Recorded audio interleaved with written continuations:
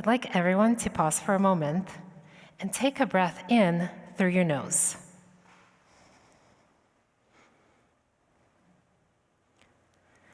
What you just did, oh, and breathe out, guys, breathe out, safety and all. What you just did, that single breath, processed sensory data in ways AI systems still cannot replicate. In that moment, your brain processed a dozen of smells. Coffee from the lobby, someone's cologne, and let's be honest, whoever ate that everything bagel with extra onions, I smell ya. And just like that, your brain completed a smell analysis that no AI system can match.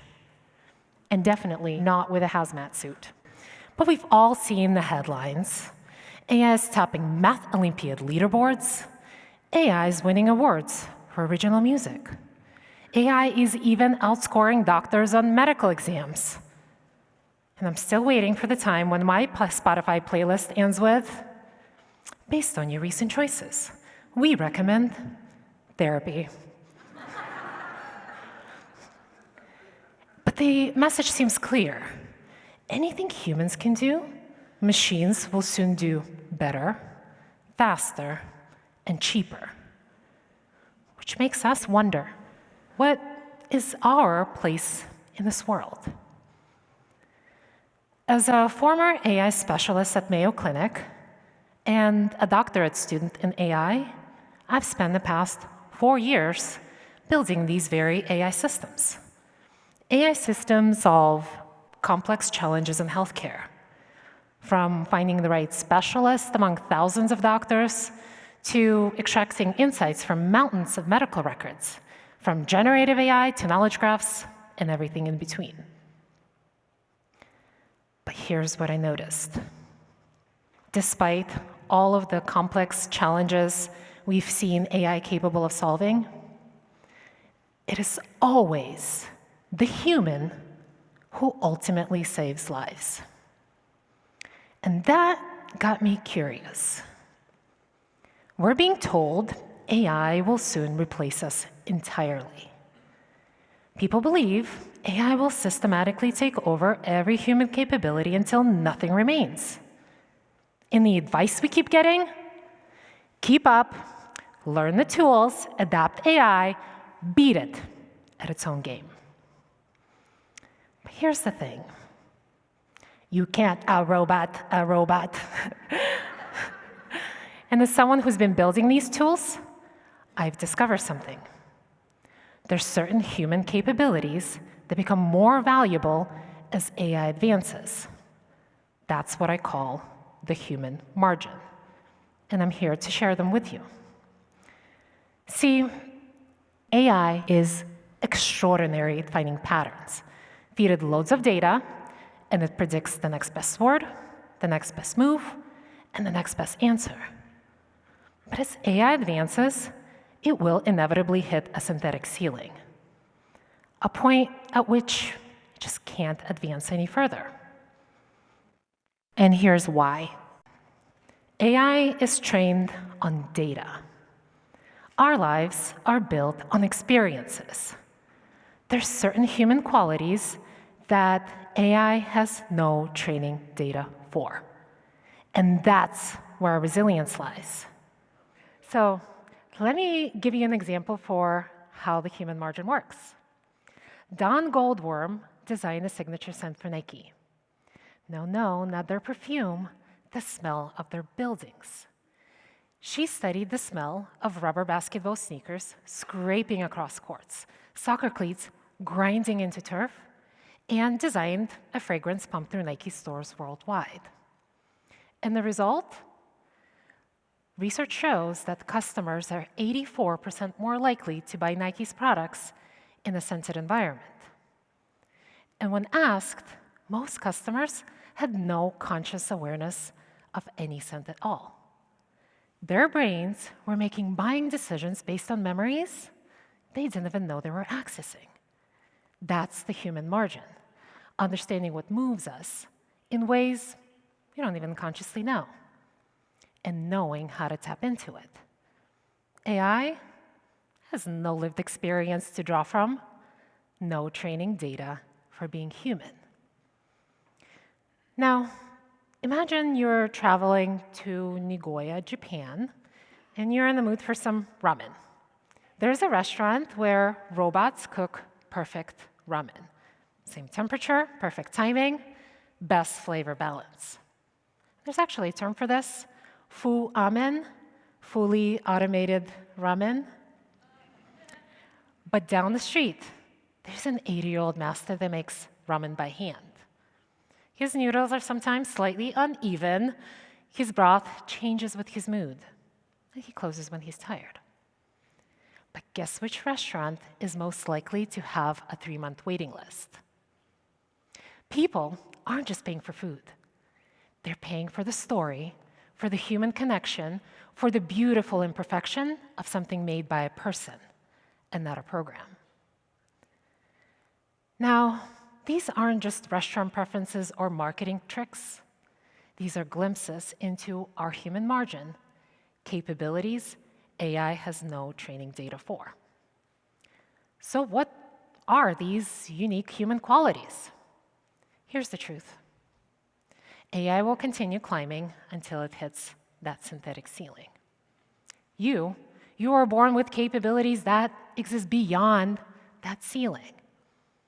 And let me show you 5 of them that form the core of our human margin. Through a story of the day, I almost ruined my grandmother's dream vacation and how these human capabilities saved it. My 70-year-old grandmother had spent her entire career in academia. If you'd read her resume, you'd think the printer jammed. 1 line, 1 employer, 43 years. She wore a short hairspray bob that would survive any thunderstorm, bold silk blouses, high heels clicking like a metronome. She'd arrive early and made the room feel late. Well-spoken, crisp, decisive. She was my anchor on the other side of the world. And after 10 years of long-distance calls with Eastern Europe, her visa came through, and finally, she could visit. She had one dream. To see us, of course, but to also see the Las Vegas showgirls in real life. You know, the feathers, the glitter, the glamour. And I was determined to make that dream a reality. What I couldn't tell her was that I actually booked male revue show tickets instead. You know, the Magic Mike dancers. Otherwise, she would have never gotten on that plane. So I called it Vegas Show and left it at that. And that is Invention, our first human capability, seeing potential where others see problems. AI would have optimized for accuracy and told her the truth. Humans optimize for dreams coming true. So we create solutions to impossible situations. And I planned everything meticulously. Hotels, packing, booking shows. Then we arrived at the airport and we discovered we were at the wrong one.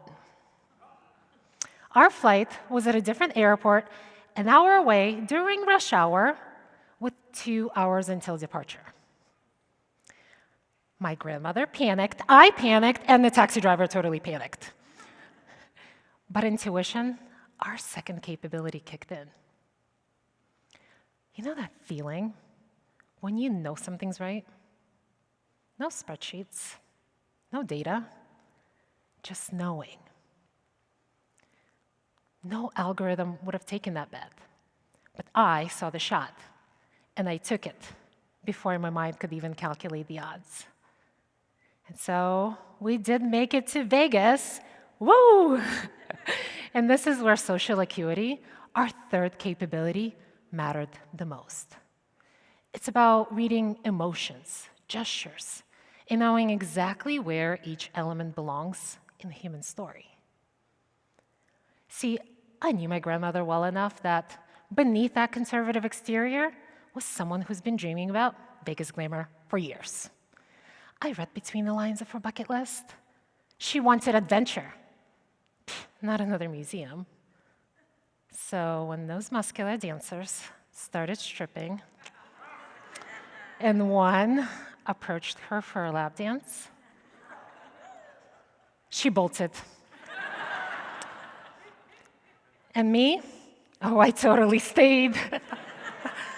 And that is emotional courage, our fourth capability, the willingness to create something vulnerable, something that just might not work. AI would have calculated the social awkwardness of it all and fled. Humans calculate for the memory, and we stay for the story. But the real magic happened next. This is where sensory imagination, our fifth capability, took over. It's about mixing experiences from sight, sound, texture, taste, and scent to create rich, textured memories. Because we didn't just see one show. We went up and down the Vegas Strip, hotel to hotel, played slot machines, experienced everything. I was painting her dream with all the colors of Vegas, the lights, the jingle of coins, the complete sensory overload you're not going to get from watching TV. So these 5 capabilities, invention, intuition, social acuity, emotional courage, and sensory imagination, form the core of our human margin. How do we sharpen these tools? You can sharpen invention by questioning what everyone assumes. Will your colleagues optimize existing processes? Ask. What if we did this completely differently? People getting promoted aren't just solving problems. They're finding problems no one knew existed. You can build your intuition by making decisions with incomplete data. When I knew we could make that impossible flight, I didn't calculate, I acted. People moving up aren't waiting for perfect information. They're reading the room, and they're making the call. You can strengthen your social acuity by reading what people don't say. I knew my grandmother wanted adventure by watching what lit up her eyes. In meetings, this skill determines who leads and who follows. Practice listening to the 50% that isn't spoken. You can improve your emotional courage by staying authentic while others play it safe. I stated that show because I wanted the memory, not the comfort. At least that's what I tell myself. But in the world of AI perfection, your willingness to be real is your competitive advantage. Expand your sensory imagination because every job is about how people feel. Whether you're in retail, healthcare, finance, you're designing experiences now. The nurse who remembered what scared you, or the manager who creates psychological safety, they're crafting human moments AI can't replicate. This is what Don was doing with Nike Scent, tapping into our sensory memories in ways we don't even consciously understand. Because here's the reality. Remember that breath you took at the beginning? That's not a skill you need to level up. You're not competing with AI at being human. You've already won that game. So chase the impossible. Feel the warmth of the room. Take the unscripted risk. Because AI can handle the rest. The emails, the spreadsheets, and maybe even my Spotify therapy sessions. But only you can handle being human. Thank you.